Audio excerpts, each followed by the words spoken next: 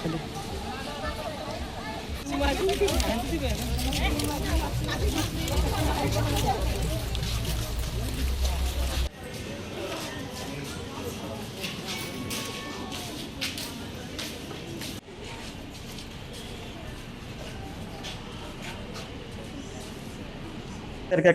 সিএচও exam হয়েছিল সবেদের আন্ডারে।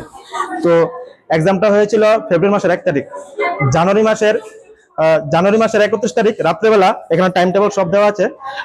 কেউ না মানে এটা কোনো একটা হোয়াটসঅ্যাপের মাধ্যমে এটা প্রশ্নগুলো উত্তরগুলো শেয়ার হয়েছে। শুধু এখানে আনসারগুলি দেওয়া আছে এবং সেই আনসারগুলি যে আছে যে আমাদের যে প্রশ্নের যে কোশ্চেনটা এসেছিল প্রথম পেজের মধ্যে সবগুলি উত্তর মিল আছে। যেমন এখানে আবার দেখুন এটাও লেখা আছে যে আইটিআই বেড়া আমারে কিছু মুখে কইছে। হ্যাঁ, তাহলে এটার মধ্যে সরি এটার মধ্যে যেন মানে সবাই যেন আমরা এখানে এসেছি এখানে ছাত্ররা যেন এটার জন্য তদন্ত করে যে আইটিআই বেড়া আমারে মুখ দিয়ে কইছে, মানে এগুলি কোশ্চেন মানে কোনো আইটি এর সঙ্গে যুক্ত আছে কেউ আছে কিনা এটাও যেন ছাত্ররা যেন তদন্ত করে। আমরা সবাই জানেন যে আমরা গরিব মানুষ, আমরা মিডল ক্লাস ফ্যামিলি পোলাপাইন, আমরা 1.5 থেকে 2 বছর ঘরে বসে একদম ঘরে বইয়া পড়াশোনা করছি। হ্যাঁ, এমনকি অনেক অভাব আমরা সহ্য করে অনেক মানুষের বকাটকা শুনে আমরা পড়াশোনা করছি। হ্যাঁ, এরপরে যদি এরকম যদি হয় যে আমরা প্রশ্ন লিক হয়ে প্রশ্ন লিক করে সেটা মানে সবাই টাকা দেয় কিনা এক্সাম দেয়, এক্সাম দিয়েছিল সবাই 98 97 যদি 90 পায়, তাহলে আমরা সাধারণ মানুষ কি করবো? আমরা গরিব মানুষ আমরা কি করবো? তাহলে আমরা কোনো দাম নাই, আমরা গরিব হয়েছি দেখে কি আমরা কি দাম নাই নেনি? আমরা জন্য এরকম যেন আমরা ভবিষ্যতের জন্য আমরা যাতে আর না হয়। আপনারা আরো বুঝেছে দেখেন এগুলোর মধ্যে তো আসোই। এটা একটা মানে একটা আমাদের 360 ডিগ্রি আমরা যেখানে টিচিং নিতাম 360 ডিগ্রি টিচিং, এটা রেজাল্ট দেওয়ার পরে 17 তারিখ এই গ্রুপটার মধ্যে কেউ একটা শেয়ার করছিল। শেয়ার করে একটা এরকম আছে না যে শেয়ার করার পরে যে ওই 4 সেকেন্ড এটা থাকে এরপরে আবার জায়গা, তো সেই মুহূর্তেই দেখেন এটা শেয়ার করছিল, শেয়ার করার পরে সঙ্গে সঙ্গে এটা ডিলিট হয়ে থাকে। এটা এই প্রবলেম এখানে আছে। তারপর তার মধ্যে কেউ না কেউ এটা চোখে পড়ছে, এটা মোবাইলটা দিয়ে এটা ক্লিক করে রেখে দিছে, এটাও এখানে আছে। এই যে এটা গ্রুপের মধ্যে ফটোটা দিয়ে সঙ্গে সঙ্গে ডিলিট করে নিয়েছে যাতে আমরা চোখের যাতে নজরে না পড়ে। কারণ ওই সময় আমরা ফার্স্টেশনে আসলাম, আমরা খালি একটা যে কিভাবে এগুলো চুরি হয়েছে আমরা খালি এটাকে খুঁজে বের করতাম। সেই হিসাবে আমরা মধ্যে যারা ফার্স্ট স্টেশনে আসলাম কেউ না কেউ এটা গ্রেফতার করে নিয়েছে। হ্যাঁ, তবে আরো আছে অনেক কিছু। তো এই যে 360 ডিগ্রি দাঁড়ান, এটা আমরা গ্রুপে পাইছি, গ্রুপে পাই সেটা আমরা এই সব স্ক্রিনশট আনছি। যেমন এখানে গ্রুপের মধ্যে অনেকে এমন লিখছে যে আমার একটু আগের দিন রাত্রে 5টা কোশ্চেন কইছিল, কইছি এডি আইবো একজনের কাছে থেকে নিচে বলে আমি এত গুরুত্ব দিছি না, এক্সামে হলে গিয়ে দেখি এক্স্যাক্টলি সেম কোশ্চেন আছে। আই এম টোটালি অবাক যে এই বছর সে পর্যন্ত হোয়াটসঅ্যাপের মধ্যে কইছে, আমরা গ্রুপটার মধ্যে 360 ডিগ্রি গ্রুপটার মধ্যে সে কইছে রেজাল্ট দেওয়ার পরে। তো এগুলির মানে কোনো আরো অনেক কিছু আছে, অনেক কিছু আরো পুরো এখানে আছে, মানে প্রমাণ আরো আছে।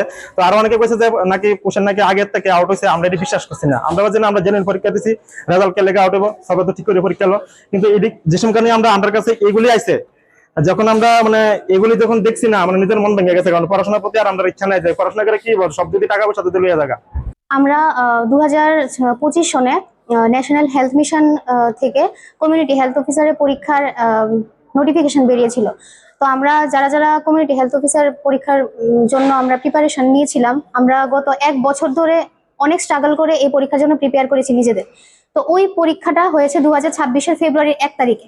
তো আমরা নিয়ম অনুযায়ী পরীক্ষা দিতে গেলাম। তারপর পরীক্ষা দেওয়ার পরে আমরা 5.5 মাস অপেক্ষা করেছি এই পরীক্ষার রেজাল্ট আউট হওয়ার জন্য।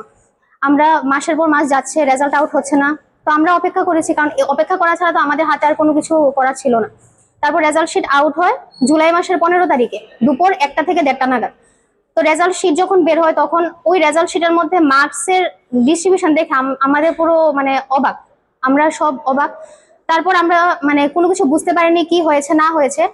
তারপর এই 2-3 দিন যাওয়ার পরে হঠাৎ আমাদের যে সোশ্যাল মিডিয়ার থ্রুতে আমাদের কাছে একটা প্রমাণ আমাদের হাতে আসে যে ফেব্রুয়ারির 1 তারিখ মানে যেদিন আমরা কমিউনিটি হেলথ অফিসার পরীক্ষা দিয়েছি তার ঠিক আগের দিন মানে 31 জানুয়ারি 2026 তারিখে রাত্র 8:55 হোয়াটসঅ্যাপের একটা কমন গ্রুপে কোশ্চেন পত্র লিক হয়ে গেছে।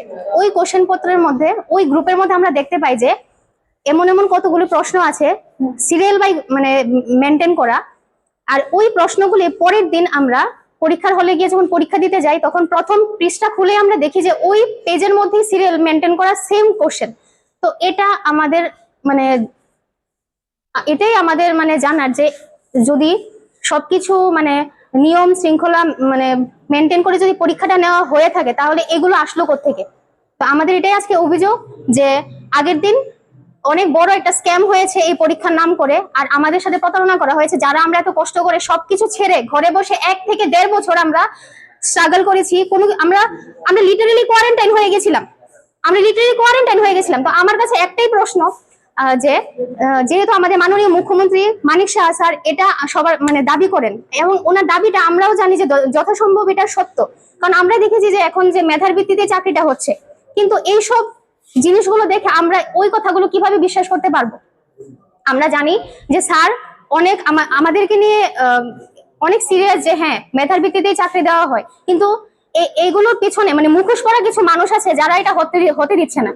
সরকার ঠিকই চাইছে যে আমরা মেধার ভিত্তিতে চাকরি পাই, আর আমরা স্ট্রাগলও করছি, ওই নিয়মগুলোকে আমরা মাথায় রেখে আমরা স্ট্রাগলও করছি। তো আমাদের এই স্ট্রাগলের কি মানে আমাদের এই স্ট্রাগলের কি দাম যদি সামান্য কিছুটা পয়সার ভিত্তিতে আমাদের এইগুলো মানে স্ক্যামের আন্ডারে আমরা চলে যাই, তাহলে কি পড়াশোনাটা কি আজকে পয়সা কিনে নিয়েছে এরকমই আমাদের ভাবতে হবে যে পড়াশোনার কোনো দাম নেই, মানে স্ট্রাগলের কোনো দাম নেই, তাহলে আমাদের আজকে এটাই মেনে নিতে হবে। আমরা পরীক্ষা বাতিল করতে চাইছি, আমরা এটা বলছি না, আমরা এটা মানে জানতে চাইছি যে এটা কি করে হলো।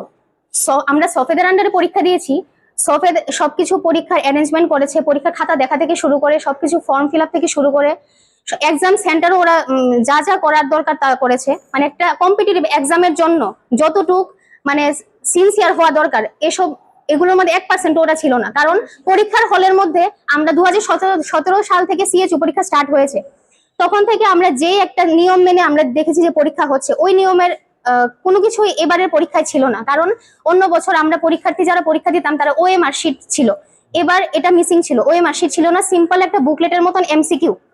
তো যাই হোক, যেহেতু ওদের নিয়ম এটা আমরা মেনে আমরা পরীক্ষা দিয়েছি।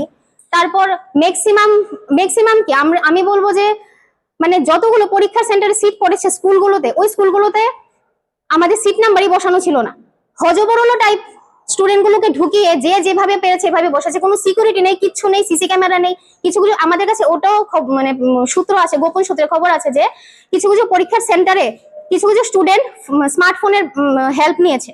কারণ আমাদের তখন হাত বাঁধা ছিল, কারণ আমরা নিজেরাই আমাদের পরীক্ষার জন্য প্রিপেয়ার হয়ে গেছিলাম যে আমরা আমাদের পরীক্ষাটা কি করে ভালো করে দেবো। তা আমরা তো আর স্মার্টফোন নিয়ে যাইনি, ঠিক আছে। তো কিছু আমরা না মানে ম্যাক্সিমাম যারা আমরা ওই নিয়মগুলি মেনে নিয়েছি ওরা তো আমরা স্মার্টফোন নিয়েছে, তো আমাদের কাছে প্রুফ হিসেবে আমরা কি দেব।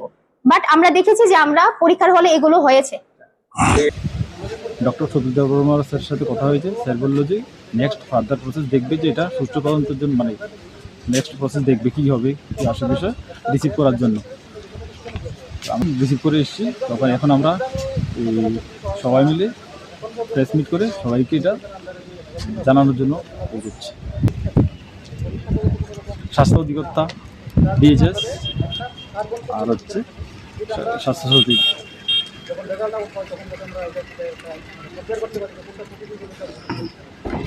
আপনাদের মূলত দাবি কি? আমরা কার সুষ্ঠু তদন্তের জন্য দাবি, একটাই লক্ষ্য, একটাই আমার দাবি, সুষ্ঠু তদন্ত। আগে অন্য বিষয়, আগে রেজাল্ট আউটের ব্যাপারে নিয়ে অনেকবার কথা বলেছি, ওনারা বললো যে কিছুদিন লেট হবে 15 তারিখ, আমাদের গত 15 তারিখ রেজাল্ট বেরিয়েছে, তার 17 তারিখ আমরা সব প্রুফ সহকারে আজকে এনএচএম অফিসে জমা দিয়েছি। শোনো শোনো ভোজন রসিক, শোনো মন দিয়া, ঝাঁঝের স্বাদে রান্না করো লং তরাই দিয়া। ইলিশ সর্ষে পোস্ত বাটা যেমন ইচ্ছে নাও, মালাই চিংড়ি মাংস কষা চেটে পুটে খাও, আহা চেটে পুটে খাও, আহা চেটে পুটে খাও। লং তরাই কাচ্চি ঘানির সর্ষে তেলে টেস্ট, যে খাবে সেই বলবে লং তরাই বেশ। লং তরাই সর্ষের তেল, ঝাঁঝে স্বাদে তোমাকে চাই। আহা লং তরাই বেশ।